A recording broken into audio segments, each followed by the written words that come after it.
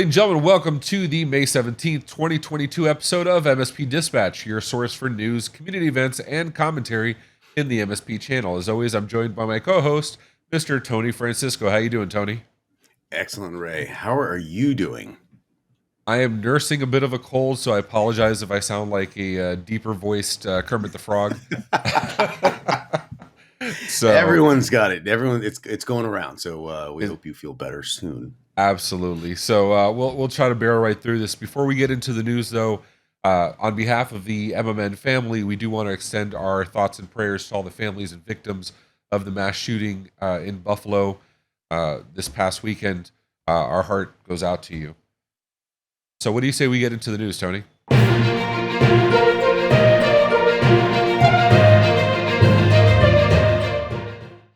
Is Zendesk for sale? Will private equity buy cloud, ITSM, and CRM software provider? As mentioned in Channel E to E, Joe Panettiere says that Zendesk is exploring a potential company sale, and at least 3 private equity firms are giving the company a look. Zendesk, a cloud-centric IT service management, ITSM, and CRM software provider, has previously attracted the buyout interest from Thoma Bravo, which we all know well, and other private equity groups. Although Zendesk is a growing cloud service provider, they are facing concerns from shareholders and activists who believe that the company has been mismanaged. Through the timeline of their acquisition process, all the way back to February 10th, 2022, Zendesk rejected a $16 billion buyout offer from private equity firms. Through February, Zendesk abandoned a buyout plan of SurveyMonkey. In February 22nd, critics considered a $4.2 billion deal too expensive and a poor fit for Zendesk's current business model. All the way through April, where their market cap went down to $15.25 billion from a previously, it appears to be, I'm so sorry, that correction. From May 12th, they went down to a market cap of $12.34 billion, as opposed to in April 19th, $15.25 billion. There's been some major revisions inside the company, and the question really comes down to who is going to be the acquiring party at this point. Thoma Bravo, for one, is deeply familiar with Zendesk's market value, and they have a firm has massive interests and investments in ConnectWise, Enable, both of which have experience in the product category, such as professional service automation, PSA, as they're both known for. And is the known investor, the private equity groups, that we've all seen in the MSP community going to be involved in this Zendesk purchase. Ray, what are your thoughts on Zendesk, its use, its familiarity in the MSP community, and all of these massive acquisition milestones that have been rejected or diluted in some capacity with the reformatting of Zendesk's internal organization to make an acquisition far more approachable? How do you feel about that now that they're at a point where it is probably more possible, but is it a good way to go for Zendesk? So I see Zendesk a lot in the MSP world. Obviously, there's the big 4, right? We see the names over and over again, or maybe the big 3.5. I'm not really sure how we're going to call that anymore. But there besides the Dattos and the Kaseyas and the ConnectWises, we have those. Whatchamacallit? We have these PSA platforms. All of these have onboarding fees, monthly minimums, minimum purchases.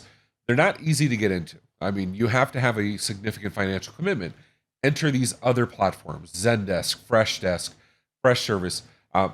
There's this other class of ticketing, traditional ticketing, but also CRM and non-traditional PSA, but definitely a good foot in the door for these MSPs that can't afford the financial commitment or can't afford the long-term commitments, or they just have a little bit of question as to what they want to invest in until they get their feet wet, or just they want to have a different platform for whatever other reason. Zendesk is one of those that suits those needs. Zendesk has a plethora of options. I did use it in the past when I was in my MSP days very early on. And it is a full-featured platform with things like live chat and and other functionalities and a little bit of AI mixed in there, this makes sense. So add it to a company like Toma Bravo, which was looking at Kaseya or at the Datto purchase. They do own Enable and ConnectWise and Sophos. They're heavily in the MSP space. All of these PE companies are picking up MSP products and kind of bringing them under the same umbrella. It makes sense for Zendesk to be an option for one of these MSP focused private equity firms. I think that's my core question, and I think you hit it right on the head. Is bringing all these under the same umbrella, is there going to be a benefit to Zendesk's introduction? And I think you nailed it, which was, yeah, there is definitely a familiarity there. There's a natural fit there. The question is Tama Bravo going to make that move? I'm really interested to see how that moves forward. But again, this is a breaking story, and I'm pretty certain we're all going to hear about this the moment another move is made. Ray, what other stories you got coming up? Speaking of Toma Bravo, in a follow-on story from our April 11th coverage, which will include a link below, where we announced that Kaseya had agreed to purchase Datto for $6.2 billion. Joe Panettiere of Channel E2E did a full play-by-play on the bidding process, identifying 6 different equity firms, PEs, that were looking to purchase. Of those, not a surprise, Toma Bravo was in there. What is interesting is why several of them backed off. Toma Bravo originally backed off, citing concerns that too much of the revenue, too much of the business, relied on cloud-connected hardware appliances that could be disrupted by competitors. In the end, Toma Bravo lowered their bids. Many of the other bidding parties backed off early in the process, and Kaseya ended up bidding against themselves, where they just to cement Datto's final approval on the purchase. Now, if that's going to work out or not, we don't know, but we'll include the 2 different links below from Joe Panettiere, reporting on the 13th and the 16th of this month, advising on exactly what happened. It is an interesting rundown of what happens behind the scenes. Tony, we have yet to see. The deal hasn't cemented yet. It's still not going to happen for some time. So the fallout of this, we're probably not going to see for at least a year or more going in the future. But what do you think? I mean, these investors, almost all of them, backed off very, very early due to the concerns of the cloud-connected business in terms of backups. There's no end to that in our industry. There's literally hundreds of these competitors. Is that a concern for Datto's value, or do you think Datto's value lies elsewhere? I'm really curious as to how they self bid, and how that artificially accelerates or amplifies their value. And the real question is, is Datto going to say no? We don't consider that a valid bidding point. And if weighed against, as you mentioned, the other investors backing away, then is the end purchase price going to be at the price that we all know of today? And what does that do to the shareholders in the Datto environment? Because a lot of people are making a lot of money on Datto. There was a time when they all got in really early, and they hoped for something amazing. It stalled. It climbed nicely. The stock did, but now we have an artificial inflation that was done from a self promotion from Kaseya's part of self bidding. That's a very concerning factor. All things being considered, if you have multiple investors from one perspective pulling out of the bid, the question is why? What is the reasoning? What is the drive for them to pull out? Did they not see the value of Kaseya? Did they not see the value? Did they not see the value of Datto in that? Did Kaseya see something that they did not see? Is the Datto technology or market influence going to be the play here, or is that overridden by the existing RMM PSAs out there where there's just too much overlap, and there's a lot of crossover that's going to occur? There's so many questions that are involved in this particular purchase. The end result is going to be the same. This is a true market changing merger. Absolutely 100%. This consolidation is going to have an influence across the community as we know it. But Ray, maybe I'm saying something that you already knew. Maybe I'm saying a different perspective, or is this something that you have a strong feeling about in regards to the additional purchasers that backed out, or that self-evaluation, which I'm still curious. I still want your opinion on. I mean, it's weird. I mean, we talked about this back in April, right? Like the reasoning for the purchase. Datto has such a it's night and day difference between Kaseya and Datto. And I'm not saying which one's right, which one's wrong. Everybody has their personal feelings. We're here to cover the facts. But at the end of the day, Kaseya's go to market and Kaseya's methodology for approaching the community, approaching their customers, approaching their contract and their business terms is vastly different from that of Datto. So when Kaseya goes to purchase Datto, it's odd. It's striking to me. Now, I have to wonder if it's not because of the business processes, is it because they're trying to inject some kind of fresh blood, is it an acqui-hire type thing?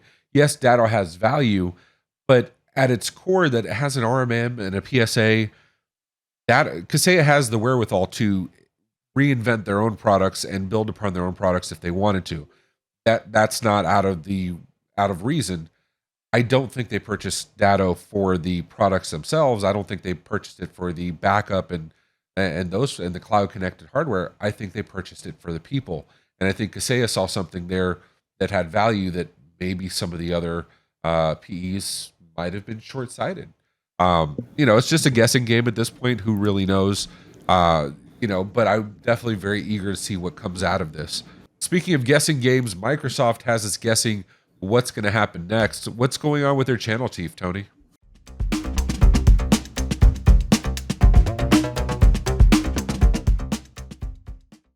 Microsoft channel chief Rodney Clark departs after 1 year.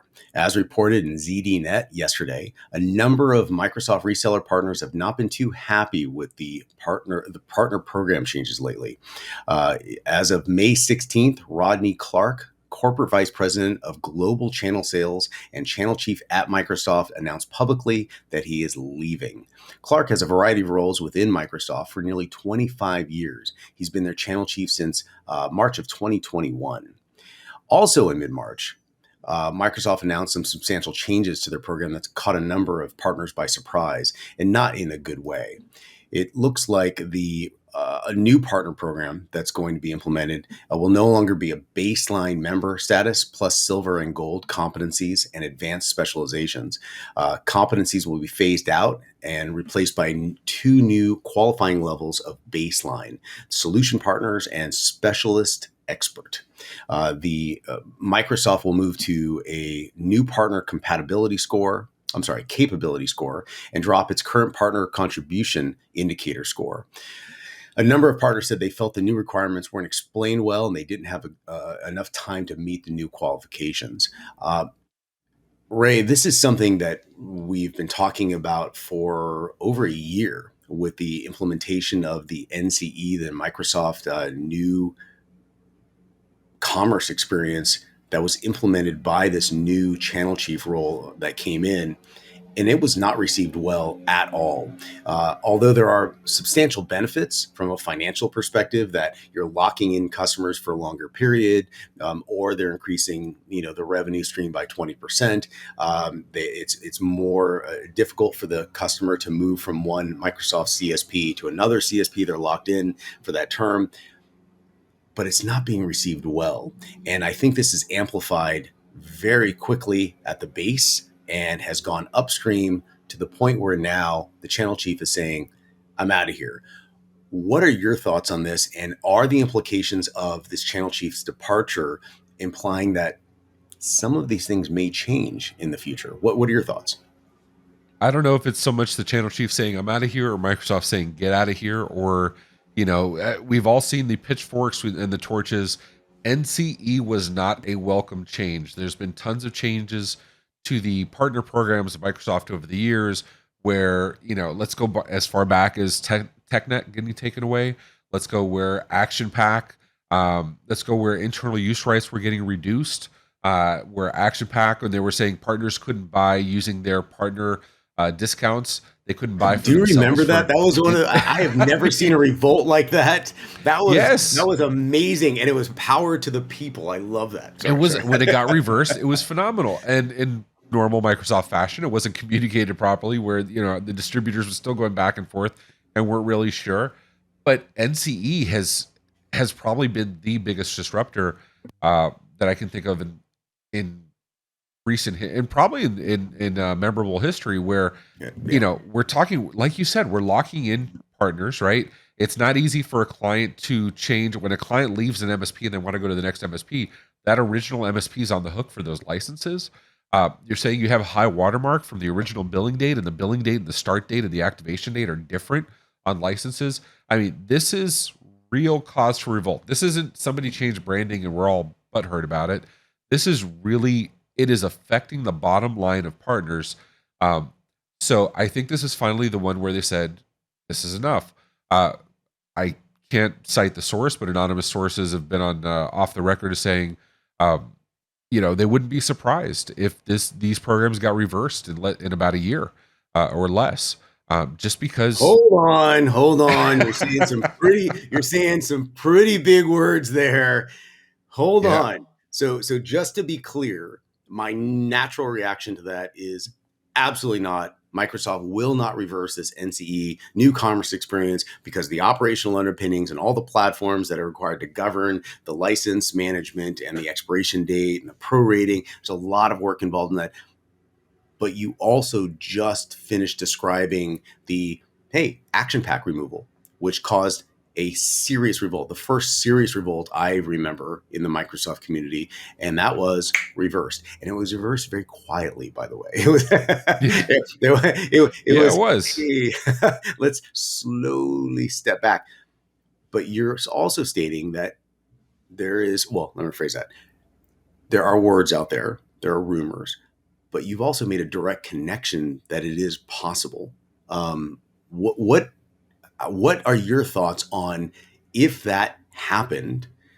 Are we seeing a true calcification of the MSP community and our voice, the 1,000 voices, one community that can move mountains? This is an amazing topic. I wish we had more time to talk about this, but that. Go ahead, Ray. Sorry. No, and that's the thing. Like, it's exciting times because we don't know what's going to happen.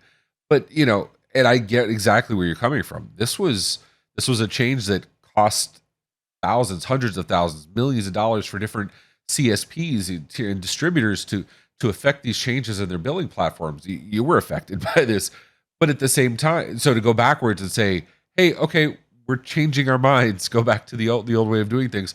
But at the same time, my counterpoint is, did Microsoft ask your opinion when they instituted NCE to begin with? No, they said you're going to do this. And so let's be honest, Microsoft does not protect their partners. They never have. They've never protected distributors. They protect the enterprise, but they've never protected anybody else in the ecosystem. So I don't see it as out of the realm of reason for Microsoft to go back and say, we're going to make these changes. Suck it up, Buttercup, and keep moving. So we want to hear from you guys. If you have comments, how did this affect you? Hit us up, news@mspmedia.tv. Hit us up on Twitter. Hit us in the comments in the section below. We'll be sure to bring it on. And in notable mention, Elon Musk puts the Twitter bid into further doubt upon questions of fake accounts. As noted in siliconangle.com, it turns out that Musk has said the fake accounts make up to 5% of Twitter users, and that is causing enough doubt to put everything on hold. There has been absolutely no shortage of drama in this particular purchase, and we're all interested to see where it goes because, again, Twitter, under a new privatized ownership, will have a completely different set of rules and regulations from what we see today. So this could be not just a market influencing, but a global influencing purchase, and we're all interested to see the next steps.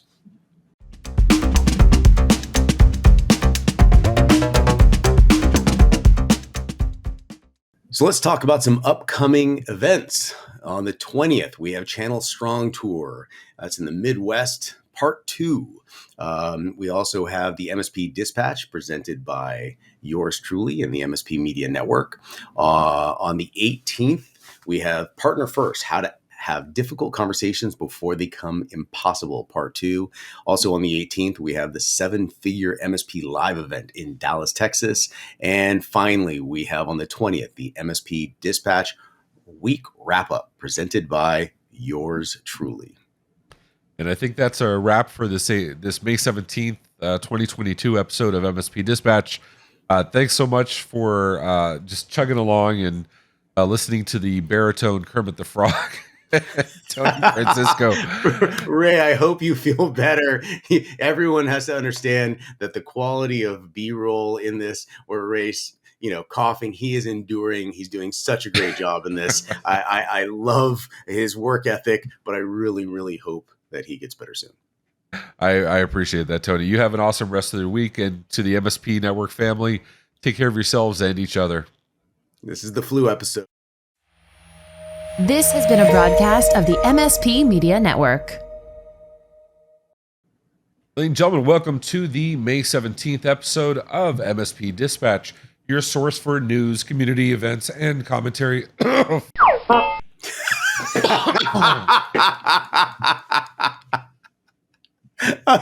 And there's your B-reel right there. This is why I should have had like some whiskey before I started the show.